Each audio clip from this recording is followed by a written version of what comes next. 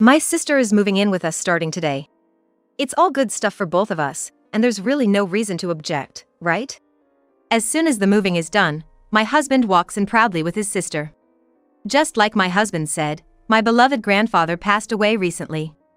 I was physically and mentally exhausted from handling the funeral arrangements, sorting through his belongings, and most of all, the sudden farewell to someone I loved dearly. I inherited the house where my grandfather lived, and at my husband's suggestion, we decided to move in. Just when we finally finished moving everything in, my affection for him quickly dwindled due to his out-of-line action of bringing his sister without any prior consultation. My name is Emily. I graduated from the pharmacy department at a local university, and this is my 5th year working as a pharmacist. I met my husband, a classmate, 2 years ago through an introduction by a colleague at the hospital where I work. My husband, a full-time employee at a supermarket, has a generous nature and had just broken up with his girlfriend from his college days, leaving him heartbroken. I had a boyfriend once in high school, but it didn't last long. Both my husband and I didn't have much experience in love, but somehow, that felt reassuring. Even though our days off didn't match up due to our different professions, we dated smoothly, and we got married when my husband was promoted to chief at his workplace. After getting married, we started living together in a rented apartment in a convenient part of the city. My parents had passed away in an accident, and since high school, I had been living with my grandfather in his house. The house was very old, and it creaked everywhere you walked. However, he had been in and out of the hospital due to a chronic illness for the past 6 months, and the house was mostly empty. For me, it was a precious home filled with memories of my grandfather, so I kept going back to clean it from time to time even after we moved. My grandfather, though worn out from his battle with his illness, was overjoyed that I got married. "I can fight through the tough treatment with this," he said, and I made a promise to myself to be happy for him. Fortunately, I was able to get along well with my in-laws. They live quite far away, so we might only be able to see them a few times a year, but they said, "You're always welcome to visit." Everything seemed to be off to a good start in our happy married life, but there was one thing that made me uneasy. And that was my sister-in-law. She is a lively 19-year-old, currently in her first year of college. She lives in a dorm near our apartment while attending a college in the city. My husband was the one who decided on our living arrangement, and one of the reasons seemed to be because his sister was going to college in the city. They have always been close as siblings, and she had told him, "I wish you lived closer." Of course, it's great if the family gets along. But I regretted not speaking up more when my husband practically decided on our living arrangement on a whim just because his sister asked him to. About 3 days after we finished moving, the weekend finally arrived, and I was planning to finish unpacking the remaining boxes. That's when my husband brought his sister over without telling me. I was caught off guard, wearing loungewear and no makeup, and I panicked. I couldn't just ask them to leave, so I hurriedly cleared some space and had them sit in the living room. I had met her a few times while we were dating, but we had always made plans in advance, and I had only met her outside, so I was dressed properly. "I would have prepared if I knew you were coming," I thought irritably to myself, but I decided to calm down in front of my sister-in-law. "Congratulations on your marriage. Please take good care of my brother forever," she said, handing me a paper bag. Inside was a selection of baked goods from a famous bakery. "You didn't have to go out of your way. If you do this, it's going to cost me a fortune to return the favor," my husband said, peeking inside and laughing carelessly, but I was feeling nervous inside. Just like my husband said, my sister-in-law is a big spender. She dresses in luxury brands that you wouldn't expect from a student, and it honestly looks mismatched on her youthful face. I once asked my husband if she was involved in anything suspicious because of her lavish lifestyle. But when it comes to his sister, he suddenly changes his tone and says, she would never do such a thing. But I'll talk to her about it if she's really struggling with money, and I'll help her out. I'm pretty sure my sister-in-law is receiving a monthly allowance from my in-laws as well. I heard it straight from my mother-in-law, and she even told me how much it was, so I don't think it's a lie. On top of her tuition fees, she receives enough money to live comfortably without indulging in luxuries, yet she is currently also accepting financial support from my husband. When I pointed out that this was spoiling her too much, my husband argued back, leading to a heated argument. I can understand his concern for his sister, but there have been instances where he has bought her expensive bags and jewelry every month, or gone to her apartment to cook for her, which made me upset.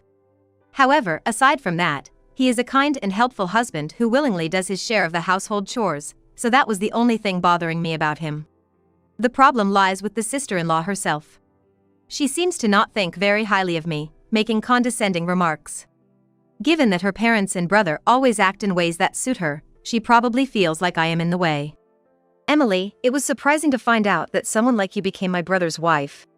He used to date pretty women who looked like models. You have a, how should I say, more down-to-earth vibe. There's a difference between a woman you date and a woman you marry, right? I hope he doesn't cheat on you. Emily, you're a pharmacist, so you must have a good salary, right? Why don't you dress more fashionably? Were you a gloomy nerd who could only study when you were a student? There are countless backhanded comments like these that she whispers to me when my husband is not around. She is essentially a 19-year-old child, and it would be exhausting to deal with her seriously. There were times when I considered telling my husband about her behavior, but he dotes on his sister so much, and I could easily imagine that bringing it up would only complicate matters further. Since her harassment was limited to making snide remarks, I decided to keep it to myself and not tell anyone. Besides, we have a long relationship ahead of us, and I thought it would be counterproductive to rush into getting along, so I decided to gradually deepen our relationship over time and not take her behavior too seriously. Just a few days ago, my sister-in-law, who was supposed to have just visited, came by unannounced again. However, at that time, my husband was not yet home, and I was preparing to go to work in the afternoon. The cafeteria was crowded, so I thought I'd come here for lunch. I brought some friends too, is that okay? While I wanted to yell at her for her audacity, there were girls around her age standing behind her, so I managed to keep my cool and asked them to leave. I don't know how she explained this situation, but I received numerous calls from my husband while I was at work in the evening. Are you out of your mind, turning away hungry young girls? If you didn't have time, you could have at least given them money. My sister called me saying she was embarrassed in front of her friends. I'm not sure if this incident was the trigger, but since then I've noticed a change in my husband's attitude.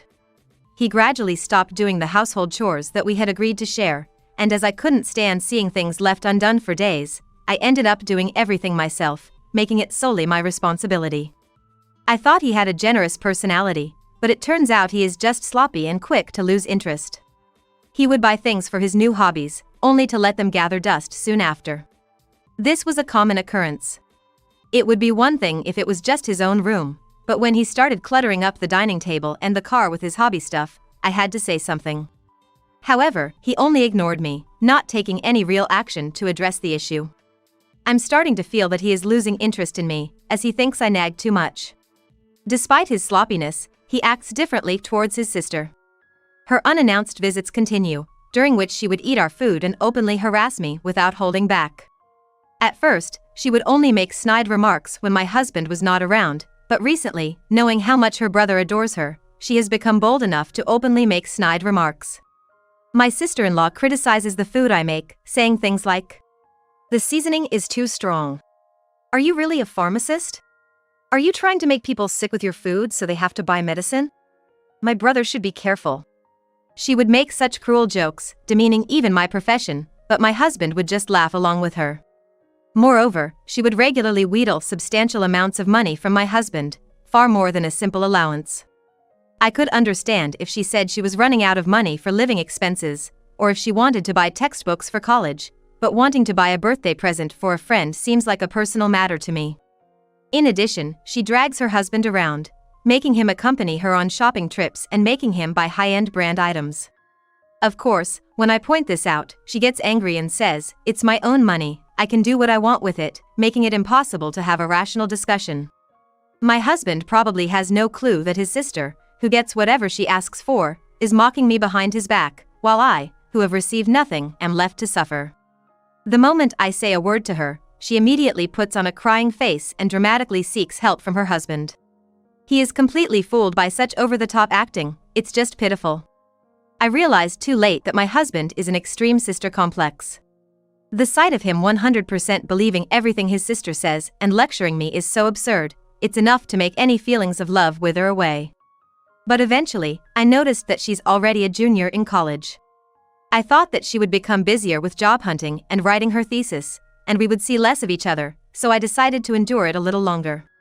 I hoped that after she graduated and got married quickly, her malicious nature would calm down somewhat. However, what really brought me down wasn't my husband or his sister, but the passing of my beloved grandfather. Since I have no grandmother or parents, I was the one to inherit his estate. I was considering what to do with the remaining house, thinking about demolishing it to keep the beautiful memories. But my husband stopped me, suggesting that since it's such a magnificent house, we should live in it as a couple. My grandfather had a long hospital stay in his later years, so he hardly had any contact with my husband. The fact that my husband, who is cold to everyone but his sister, suggested keeping this house was completely unexpected, and I was overjoyed at the time.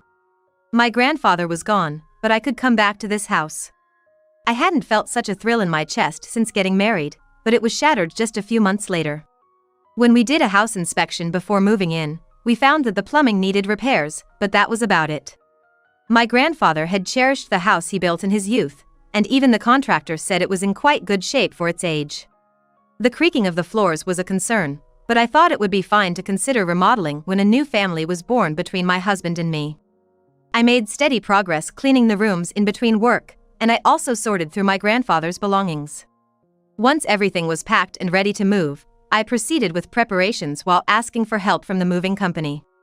In the middle of all this, my husband disappeared without saying anything, so I thought he might have gone to the nearby convenience store.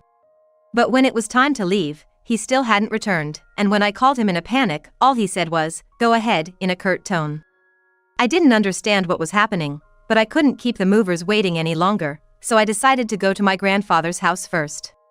It was only after all the belongings were moved in, and the paperwork with the movers was finished, that I finally saw my husband. When I saw his sister standing close beside him, I had a bad feeling. And I was right, my husband said something outrageous. "From today, the three of us are going to live together. The house is big enough, and it would be lonely for the two of us, wouldn't it? It's cruel to make my little sister live in a tiny apartment every month, and this is perfect timing. You'll support her in her job hunting, won't you?" "What? Why are you deciding this on your own? This is my grandfather's house. You have to consult with me first." "It's the same thing even if I consult with you, isn't it? The house will be lively, it'll be fun, and my sister can focus on her studies and job hunting. What's the problem?" "To be clear, it's a problem. Can you leave for today, and we'll talk about the details later?" I had been doing everything by myself for months, dealing with the funeral and moving procedures, and I was quite exhausted. Also, I didn't have the emotional capacity to talk to someone who could casually say it was good timing to start living in this house just because my grandfather had died. But my husband didn't care and yelled at me. "What right do you have to say that? If you don't like living together, then you can leave. I suggested this thinking it would be good for you, and here you are acting all high and mighty. I'd feel relieved if you were gone. I won't show any mercy to someone who treats my important family like this." I was shocked by his tone, as if he didn't even consider me family. But I realized I didn't need to seriously involve myself with such ridiculous people and decided to remain calm on purpose. "So what now? If I leave, you realize that means we're getting a divorce, right? I just want to make sure, because I don't want to hear that I deceived you later. This house is mine, it's in my name since I inherited it. The rights to this house are. Since we're getting a divorce, that means we'll be dividing our assets, right? This house is a substantial inheritance. So, you want to say that just because your granddad owned it, it's all yours? Look, the world doesn't revolve around you. I'm a legitimate ex-husband, so I have rights to half of it. I'll pay you your share, and then you can leave." Interrupting me, my husband spoke utter nonsense. "Emily, you're always so stingy with money, even though you earn a good deal yourself. Don't you think you're expecting too much? You should be nicer to younger girls. You might think of me as a frivolous young girl wasting money, but girls need money. On the other hand, you always dress so plainly, and your makeup is light. What do you even spend your money on? You've completely given up on being a woman. It's pathetic, really." My sister-in-law, having successfully gained my husband's support, proceeded to berate me with him. Seeing their true colors, I lost all affection for them and wanted to leave this place as soon as possible, so I told them I was leaving. "I don't care about the house rights anymore, but are you really sure about this? I just want to confirm that I've made myself clear." The siblings looked momentarily dumbfounded by the swift resolution, but soon they started smirking again. Trying to shake us up, huh? Your behavior is just pitiful. Well, I appreciate that you agreed to the divorce. Here, sign this and be done with it. He threw the pre-filled divorce papers at me. Out of patience and thankful that things were moving quickly, I thought this was actually helpful. Such a sore loser. I'm sorry that he loves me more than he loves you, Emily. Maybe try being a bit more feminine the next time you decide to marry. They laughed together, and I sighed loudly, picking up the divorce papers. Hearing my sigh, my sister-in-law started berating me again, so I turned to my husband and said, "You're really oblivious, aren't you? Your evil sister here is planning to kick you out soon. Instead of laughing, why don't you two have a proper fight?" What? What are you talking about? My husband seemed completely clueless, still tilting his head in confusion. However, my sister-in-law, perhaps due to her youth, couldn't keep a poker face and her expression froze. When my husband called her name, she snapped back to reality and shouted, "What are you talking about? There's no way I'd do something like that." But the agitation in her voice was clear, and it seemed to sway my husband's beliefs. Seeing my chance to turn the tables, I forgot my fatigue and decided to kindly explain everything to them. I just happened to hear it at a bar in front of the college. You were too obsessed with your sister and weren't coming home, and I was tired from dealing with paperwork and didn't have the energy to cook, so I decided to dine out with a friend to refresh myself. I took out my phone and played a recording. Grandma's passed away, so I'll be getting that house soon. Auntie is honestly annoying, but I have my brother on my side. He listens to everything I say. I helped him when he was being bullied by my guy friends, and he's been like this ever since. It's hilarious. Well, they have money, and I'm planning to use them well and get that house. No need to pay rent, and I heard the house is spacious. It's perfect. I want to live there with you, Mike, so after I get the house, I'll suck money from my brother and kick him out. I'm sure it'll be fine. If my brother brings up divorce using the house as a condition, I'm sure Emily will be desperate. Luckily, I was sitting close by, so despite the noisy bar, the audio was clear. At first, she was bad-mouthing not just me but also my husband, so I started recording out of curiosity. But as they drank more and got carried away, she began to talk about her terrible plan, and I unexpectedly caught her in the act. I decided not to tell my husband right away, thinking I would judge his actions first. And disappointingly, he played right into my sister-in-law's hands, presenting me with a divorce. So, I agreed. On my way back from the restroom, I confirmed that the person sitting at the seat was my sister-in-law. My husband was staring at her face with a pale complexion, trembling in his voice. The sister-in-law had been looking down for a while, but suddenly she looked up and, with a flushed face, exclaimed, "This is a fabrication. There's no way you could be so lucky to be in the same restaurant. You don't even know about my boyfriend, and it's creepy to make assumptions just because you saw my face for a moment. And by the way, even if this was really me, eavesdropping so boldly is insane. It's fine to play detective, but don't involve other people." She seemed to still have enough energy to push back, so I played the continuation of the audio recording that I had paused. The sound of boots making a loud noise as they staggered towards the restroom, apparently from someone who was drunk. Immediately after, a man was recorded talking on the phone with someone. The person on the other end seemed to be a woman, speaking in a coddling voice. The man spoke of the sister-in-law as if she were an ATM, stating that he was going to get a house from the ATM's home. He mentioned that whatever he asked for, the sister-in-law would give to him, and since she wasn't working, she would also give him money. It appeared that the brand name items the sister-in-law had received from my husband until now were being passed on to this boyfriend, and in addition to my husband's salary, the money she earned from her part-time job was also being given to this man. Initially, I felt a bit of pity for the sister-in-law who was being played, but now the situation is different. She was secretly devising a sinister plan behind my back, even trying to involve my grandfather's house in it, so I thought she should face the consequences.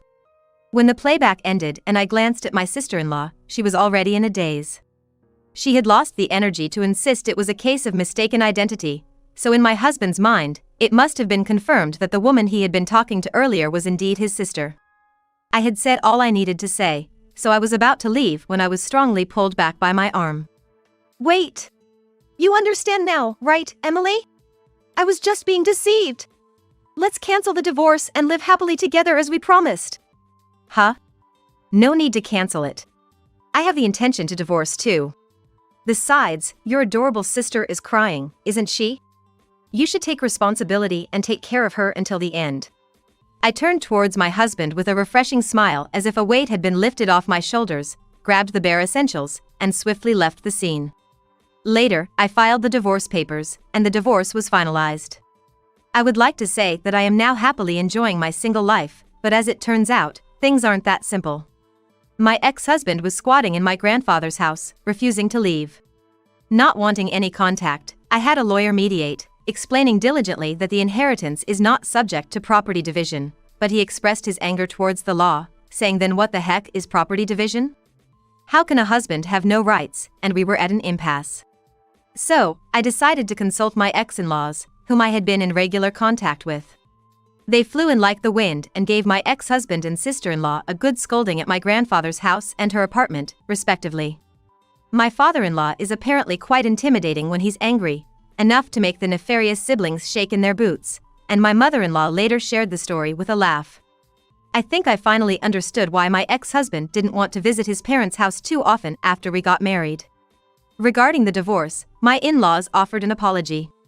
However, I explained that they weren't involved in the matter at all, and I didn't intend to stay in touch with them after the divorce for that reason. I only asked them not to give my new phone number and email address to my ex-husband before hanging up. I think my ex-husband was so persistent about the inheritance probably because he had no savings. When we got married, I suggested opening a new bank account for us to save money together, but he rejected the idea. He had student loans, smartphone bills, other payments related to his hobbies, and on top of that, he gave a considerable amount of money to his sister every month, so he said there was no way he could save any money. So, we settled on saving money separately. I was investing in mutual funds, so I didn't have much cash on hand, and there was no way I could give any money to my ex-husband anyway. Moreover, I have communicated to my ex-husband through a lawyer that I will not demand alimony on the condition that we do not divide our assets. Since I was pressured by my father-in-law's authority to that document, I intend to make sure it is strictly adhered to. It turns out that my ex-husband, who was squatting in my grandfather's house which has now become mine, as well as my sister-in-law, who was squandering her allowance, were both taken back to their parents' house. My ex-husband was made to quit his job, and my sister-in-law was forced to drop out of college. They are apparently working as entry-level employees in a company run by our relatives.